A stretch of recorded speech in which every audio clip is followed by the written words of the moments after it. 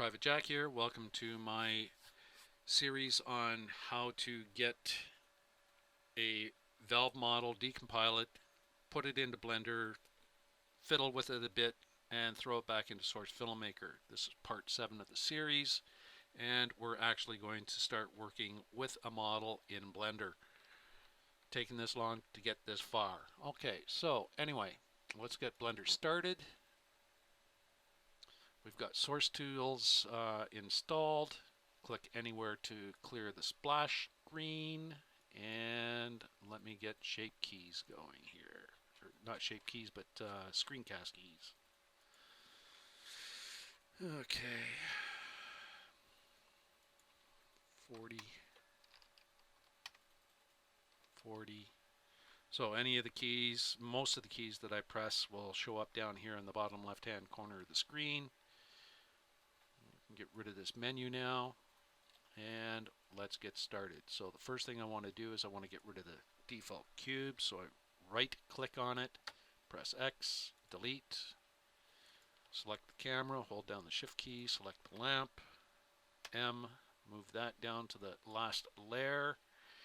My cursor's sitting way the heck out here in space. I want that on the center. Shift S to put to bring up the cursor move screen and move it to the center. Now my cursor's in the center of the screen, and any model that I spawn is going to spawn on the cursor.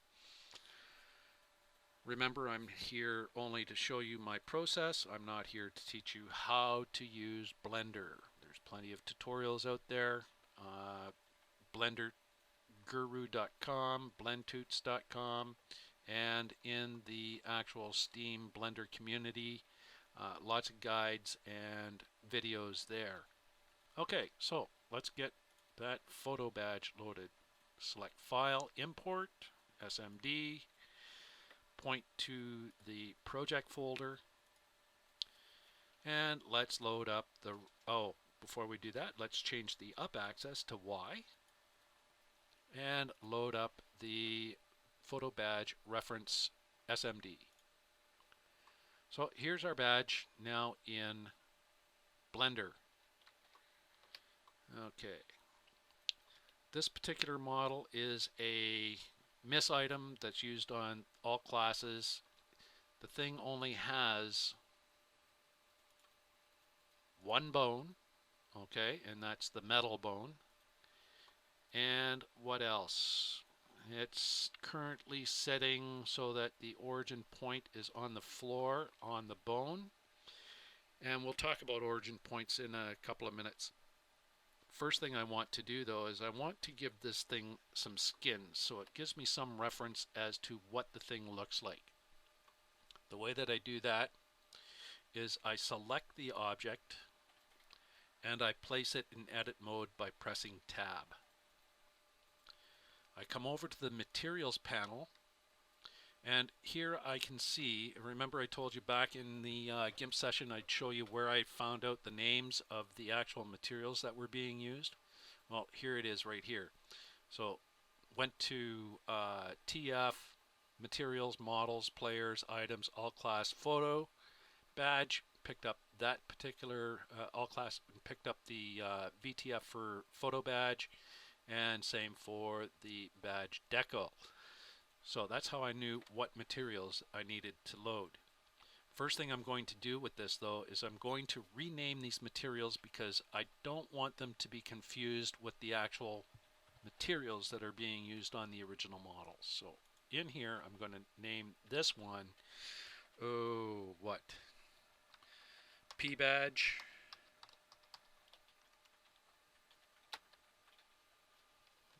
And case doesn't really matter, but it looks better if it's all the same case.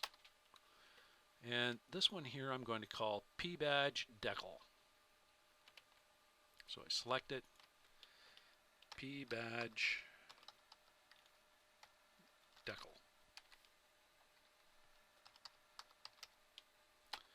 Now it's important that you realize these material names are exactly what you have to call your VMTs when it comes time to writing VMTs, and I'll go into that when we start doing that. Okay, now that I've got those materials renamed, what I want to do is I want to, or those text, yeah, materials renamed, I want to assign a texture to them. So I'm going to select the first one, click on the textures property panel, come down to new. It's going to be an image or a movie. Come down here, click, it's going to be associated to a UV. Click on open and go into the photo project folder and pick up that first PNG, the photo badge PNG that we created, and I'm going to open that. Now I'm going to go into the materials panel, select the P badge decal, come back into the textures panel, and as you can see there's no textures assigned to that material. Click on new. It's going to be an image or a movie. It's going to be associated to UVs, and I'm going to click on open, go into that project folder again, and select the photo badge decal and open that image. These two materials now have textures assigned to them, but if I go into object mode on the object, they don't show up on the object. Even if I turn on shading, and to do that what I have to do is open up the menu here. I could do that by pulling it over or by pressing N. Come down here, find shading, expand that group, turn on textured solids, and nothing should happen. All it should happen is they should turn white, because what they're using right now is the Blender default material for that particular, the Blender texture for that particular material. Okay, so how do I get those ping files to actually show up on my model? What I have to do now is I'm going to press N to close off this menu, come up here to, and you see this little perforated arrow type thing at the top of the screen here. I'm going to left click on that and pull it off to the side to split my screen. From there, now I've got two screens that show the 3D viewer. Down here, I select the button here. I come up and I go into the UV image editor and launch that. This is the UV image editor. Come back into the 3D screen, put the model back into edit mode, pressing tab. Using the materials property panel, I select the first material and click on select. This will light up any vertex that is associated with that particular material. Because we've decompiled a model that's already existing, it should already have a UV map. And that is what this is the UV map. Now to get this UV map to use this texture that we assign to it, once the UV map is loaded, come down here and where it says new, click the up and down arrow keys beside it and load up the ping picture that we associated to that material. That the model now has that material or that texture assigned to that material placed on the actual model. To do the other one, model in edit view, deselect the first one so that nothing is selected, or what you can do is press A a few times until nothing is selected. Select the next material, press select, and this is the UV map for that particular mesh in the model. Again, come down here and press the up down arrow key and assign the second texture to that material. And there is the photo badge now colored in Blender. So now I have a pretty good reference as to what this badge is actually going to look like. Okay, from there, where do we want to go? Well, we want to edit the model a bit. So let's go into front on view, come back into ortho mode. And the first thing I want to do is I want to move this model so that the base of it is sitting on the floor. This is the x-axis is the actual floor. So I'm going to grab the model. Actually, let's do it this way. I'm going to grab the model on the z-axis by pressing G and then Z, and I'm going to move the model up in object mode and place it on the floor. And I'll place it just like that because this back photo I'm going to get rid of. Okay, now that that object is on the floor, I'm going to go into side on view. The object origin point moved at the same time. Now, the origin point is important simply due to the fact that when you compile your model, the origin point is going to form the base for the root transform bone in SFM. So I need to move that origin point back down to the floor. Or if I spawn this model, what's going to happen is this model is going to drop back down to the floor again, just like it was before I moved it, like that.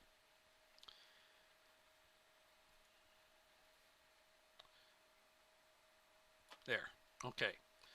The way that I can move the origin, there's two ways I can move the origin point. I can either come back into my menu here and come up to my location transform menu, and I can see that I've moved that up 4.7 Blender units. If I come into the object menu item here and go to apply and select location, that will make the origin point for this particular model 0, and it moves the origin point back down here. The other way of doing that, I'm going to Control Z out of that to back things up.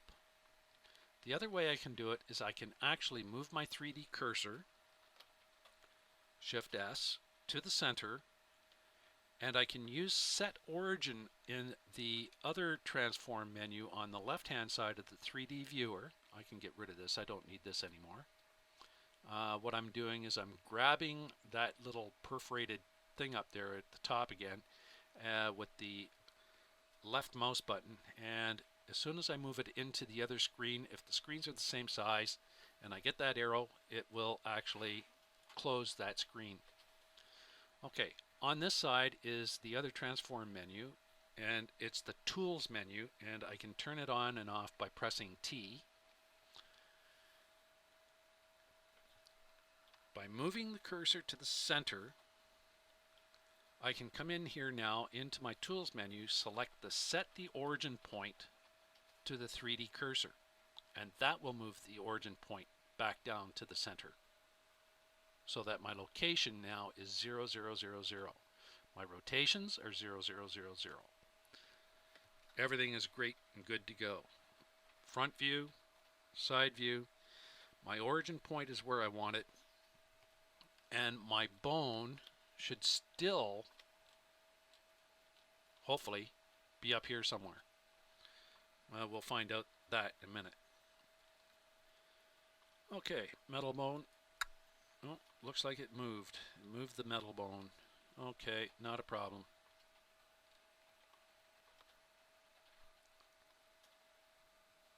Three, okay.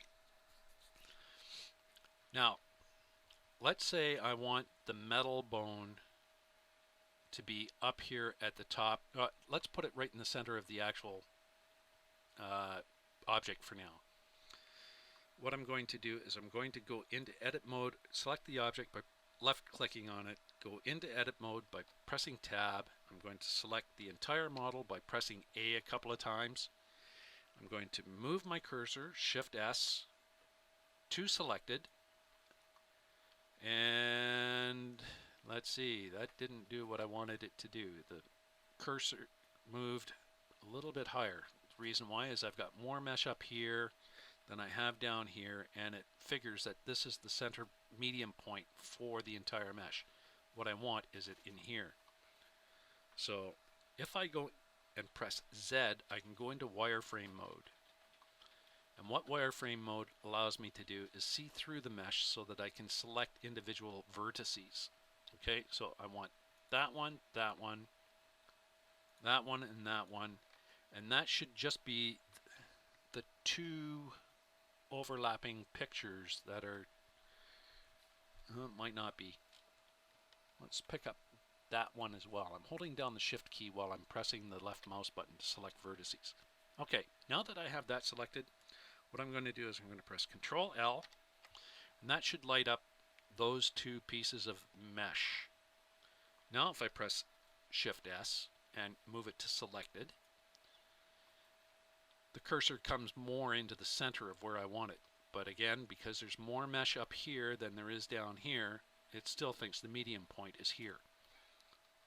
Go into front view, and I'm just going to move that down a little bit more. There. Okay. Now that my cursor is in the center, and I'm going to move my cursor back to the Z axis, right there. Okay, now that that's pretty much center, what I'm going to do is I'm going to come out of edit mode. I'm going to select the bone, and because that bone is so small, it's hard to see. Right there. I think I got it. Yeah, I did. 3. I'm going to move that bone to that point there. But if I do it in edit mode, watch what happens. Selection to cursor, the whole model moves. Reason for that is that this mesh is weighted to that particular bone. And that bone is controlling everything in the model. So let's back out of that. But I still want that bone to move up here to that center point. How do I do it? Basically, all I have to do is go into edit mode on the bone, make sure that the whole bone is selected, which it is. Shift S and move selection to cursor. My bone is now located here, and the bone origin point remained on the floor where I need it to be. So now if I actually compile this model, the model will sit on the floor and the actual bone will be here, and there will be a root transform bone formed on the origin point. Okay, I want that bone to be up here, but let's get rid of some of this mesh first. I don't want all this mesh in this photograph that we're creating. So I'm going to tab out of edit mode for now. I'm going to leave that bone right where it is for now. Select the mesh again and go back into edit mode on the mesh. Tab. Okay, I don't need the safety pin. So I'm going to select points on the safety pin and press Control L to select the pin. I have the whole pin selected, and by pressing X and removing all the vertices, that pin will disappear. It's gone. It's no longer part of the model. I don't want this back photograph either, so I'm going to select a couple of points on that back photograph, Control L, and delete that. X, vertices, it's gone. That leaves me with just that front photograph that I want to work with. Coming back out of wire mode by pressing Z, I can see what I've left over with. And it looks pretty crappy. But we're going to use GIMP to fix up these textures a little bit later. But as it stands right now, that's pretty much the way that I want this particular model to look. But I want it closer to the Z axis so that it will lie on the floor or stand on the floor, so that if I lie it down, the back is going to lie flat on the floor. To do that, I'm going to select all the mesh, Control L. I'm going to grab it on the y-axis and pull it back to the z-axis, so that more or less like that. Now I don't want this corner to puncture into a table or to fall down, to fall through an object. So I'm going to go back into 3 mode, and with these vertices selected, not that one, just these 2, back into that mode, I'm going to pull those 2 vertices so that they're even with the floor or the wall or whatever, like that. And these 2 vertices, I'm going to do the same because they actually puncture the floor. I don't want these 2, so I'm going to deselect them, select those 2, and just move them like that.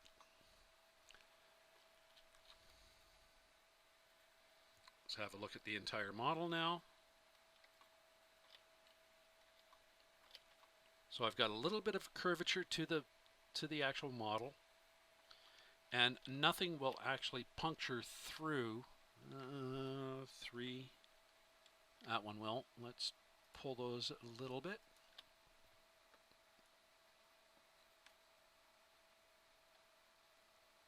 There we go. There.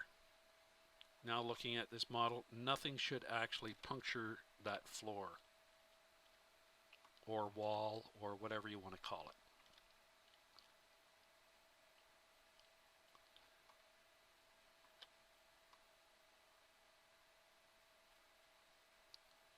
Working with models is a lot of spinning and turning just to see how things look. Okay, tab out of edit mode. Let's go and grab that bone again.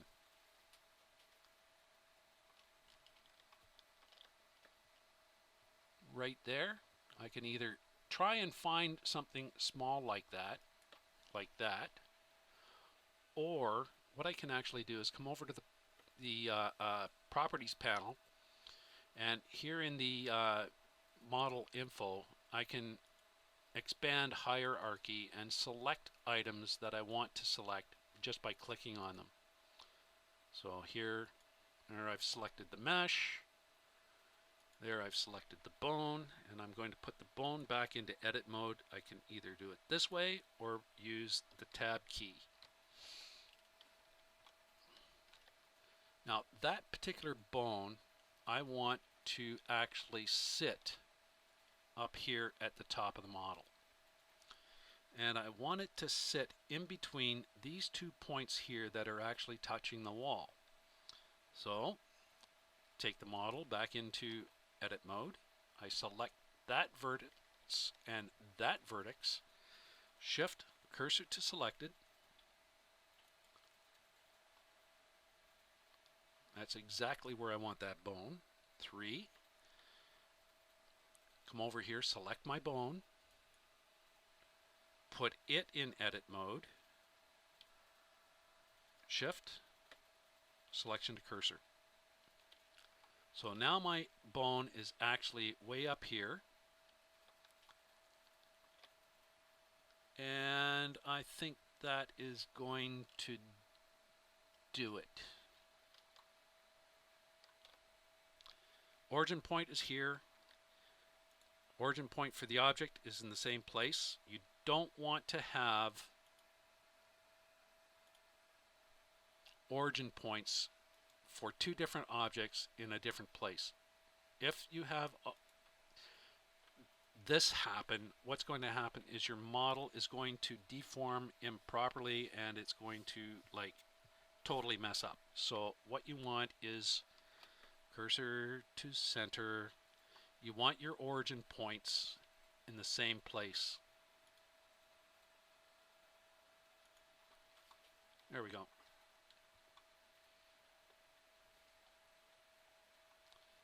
Now I'm going to select the whole model, and just to make sure that the origin points are in the same place, what this is in object mode. I have the armature and the model selected. I'm going to make sure my cursor is in the center and set my origin to the 3D cursor. Perfect.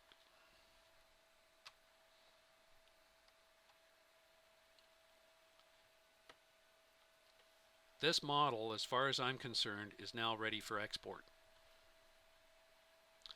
But before we export it, what we're going to do is we're going to switch modes, and we're going to go into GIMP, and we're going to make the materials for this so that we can make sure that the model is going to look proper when we actually export it and compile it. So for now, what I'm going to do is I'm going to save my project, and I'm going to put it in that photo badge project folder, and I'm going to call it photo badge toot 1. And if you see here that, oh no, wrong folder, photo project, there we go. I'm going to call it photo badge toot 1 and save it.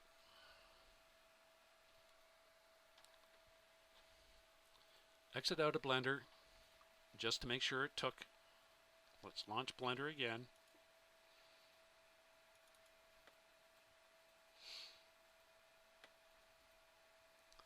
If I come here to File, Open Recent, right there. There it is. There's the project that we're working on. Okay, so we can close Blender now. One thing about Blender, save often, save always, save whenever you possibly can, simply due to the fact that Blender has a tendency to crash sometimes. And it's hard to recover from crashes if you haven't got auto saves and that kind of thing set up. Okay, so with that, right now I'm going to say private jack out for now.